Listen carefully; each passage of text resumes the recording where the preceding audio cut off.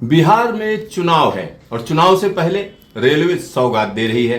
प्रधानमंत्री रैली करने जा रहे हैं, तो आखिरकार बिहार को मिलने क्या जा रहा है, इस सब पर बातचीत करने के लिए हमारे साथ रेलवे बोर्ड के ईडीआईपी हैं। आइए सीधा उनसे बात करते हैं। सर, जब हम रेलवे की बात करते हैं, खासतौर पर बिहार की बात करते हैं, तो यहाँ होता यह है, जो वेटिंग टिकट कंफर्म कराने का जब भी मौका आता है तो ढेर सारे जो है रिक्वेस्ट आप लोगों के पास बिहार से ही आते हैं।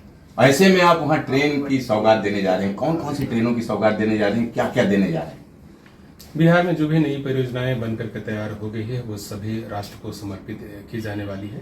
ऐसी परियोजनाएं जिनमें करीब 900 करोड़ रुपए की लागत आई है, उसमें सुपौल पिपरा न्यू लाइन है, साथ ही हसनपुर बिथान न्यू लाइन है और खगड़िया लौलई न्यू लाइन है।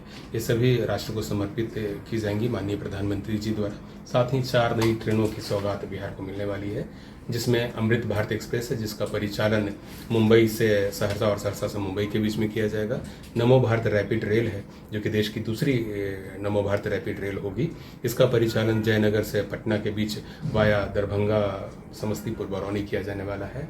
सहरसा और समस्तीपुर के बीच एक पैसेंजर सेवा चालू होने वाली है, तथा पिपरा और सहरसा के बीच जो नई लाइन बनी है वहां पर भी एक नई पैसेंजर सेवा की शुरुआत होने वाली है। सर, जब अमृत भारत की हम बात करते हैं, खासतौर पर इससे पहले भी अमृत भारत ट्रेन एक बिहार को मिल चुकी है, तो ये जो नई ट्रेन है ये किन इलाकों को कैटर करेगी? साथ ही साथ अगर आप इसका किराया बता सकें कि किराया कितना पड़ेगा, क्या क्या सुविधाएं इसमें एक्स्ट्रा होंगी दूसरी ट्रेनों के मुकाबले?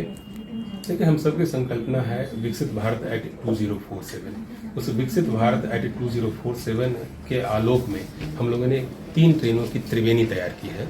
नमो Bharat rapid rail, Amrit Bharat train और वंदे भारत ट्रेन।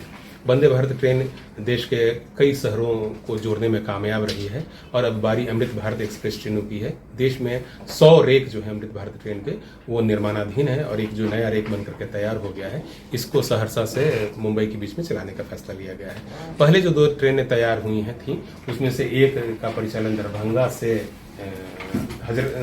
आनंद विहार टर्मिनल के लिए किया जा रहा है वाया अयोध्या, और दूसरी ट्रेन जो है मालदा टाउन से बेंगलुरु के बीच में चल रही है। काफी अच्छा फीडबैक हमें प्राप्त हुआ यात्रियों से कि यह ट्रेन न सिर्फ कंफर्टेबल है बल्कि एक नए अनुभूतियों को से भी लोगों को जोड़ती है। ऐसी सुविधाएं जो कि हम लोग पहले सिर्फ कल्पना करते थे कि भाई नॉन एसी क्लास में ऐसी सुविधाएं हमें प्राप्त हो, तो वो सुविधाएं हम दे रहे हैं। 130 किलोमीटर प्रति घंटे की रफ्तार से चलने वाली यह रेक है और पुश पुल टेक्निक इस ट्रेन में है। साथ ही जो कुछ दूसरे फीचर जैसे वैक्यूम एवैक्यूएशन सिस्टम है, फोल्डेबल वाटर बोतल है, फोल्डेबल स्नैक्स टेबल लगाए गए हैं, मोबाइल होल्डर दिया गया है। हवाई जहाज की तर्ज पर इसमें रेडियम एल्यूमिनेटेड फ्लोरिंग स्ट्रिप्स लगाए गए हैं, एयर स्प्रिंग बॉडी है। तो आप कह सकते हैं कि पैसेंजर एमिनिटीज के माध्यम से के मामले में एक नया अध्याय भारतीय रेलवे जोड़ रही है, जबकि काफी कम कीमत पर 450 रुपये प्रति 1000 किलोमीटर के आसपास का किराया इस ट्रेन का निर्धारित है। तो इस रेट पर वर्ल्ड क्लास सुविधाएं प्रदान करने गई कि वंदे भारत की जो सुविधाएं हैं उसके आसपास की सुविधाएं प्रदान करने की कोशिश की गई है। तो निश्चित रूप से यही एक काफी बड़ी बात है और एक ऐसी चीज है जिसका स्वागत जो है अंत्योदय क्लास और मिडिल क्लास के लोग करेंगे। सर, जो नई लाइनें जिनका जो है लोकार्पण होना है, उन रेलवे लाइनों की लंबे समय से प्रतीक्षा की जा रही थी कि इस पे अब तो बन गई हैं, ट्रेनें चलनी चाहिए, तो उन रेलवे लाइनों के बारे में आप बताइए कि क्या क्या जो है, किन किन इलाकों को उससे फायदा होने जा रहा है? देखिए, देश के दुर्गम इलाकों को जोड़ना भारतीय रेल की प्राथमिकता में शामिल है। हाल के दिनों में हम लोगों ने कई दुर्गम प्रोजेक्ट्स या कहीं टफ प्रोजेक्ट्स जो है कंप्लीट किए हैं।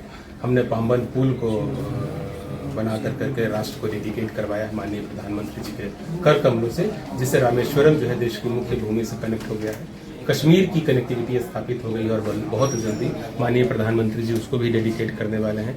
कर्णप्रयाग के लिए हम लोग नई रेलवे लाइन का निर्माण कर रहे हैं, जिसमें हमने देश का सबसे लंबा रेलवे सुरंग जो है अभी हाल में ब्रेक थ्रू किया है। पूर्वोत्तर के कई राज्यों में कनेक्टिविटी स्थापित हुई, इसके लिए काम चल रहा है। इसी तरह से बिहार में भी कई ऐसे क्षेत्र आइडेंटिफाइड हैं जहां पर कि रेलवे लाइन की सुविधा नहीं थी पहले से, वहां पर नई रेलवे लाइन चले।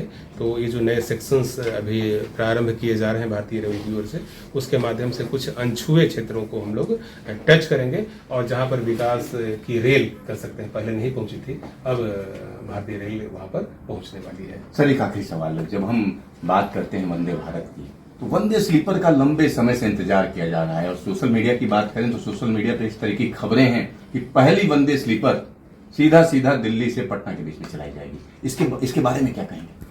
वंदे भारत स्लीपर का निर्माण काफी एडवांस स्टेज में है और हमारी टीम उस पर काम कर रही है। वंदे भारत स्लीपर ट्रेन में भी एक बार पुनः वर्ल्ड क्लास फीचर्स होंगे। जो फीचर्स हम वंदे भारत ट्रेन में है या जो फीचर्स हमने नमो भारत रैपिड रेल में लगाए हैं वो सारे features Vande Bharat sleeper train में भी है। जब पहली रेक पूरी तरह से बंद कर टेस्ट के बाद तैयार हो जाएगी राष्ट्रपति डिकेट किए जाने के लिए, तब यह फैसला लिया जाएगा कि इसका परिचालन किन दो स्टेशनों के बीच में किया जाना है। अभी तक रेलवे बोर्ड में इस लेवल पर फैसला नहीं हुआ है। अभी टेस्टिंग चल रही है, टेस्टिंग के बाद इस पर फैसला लिया जाएगा। आपका ढेर सारा धन्यवाद तमाम बातचीत के लिए। धन्यवाद। Siddharth, news station, Delhi.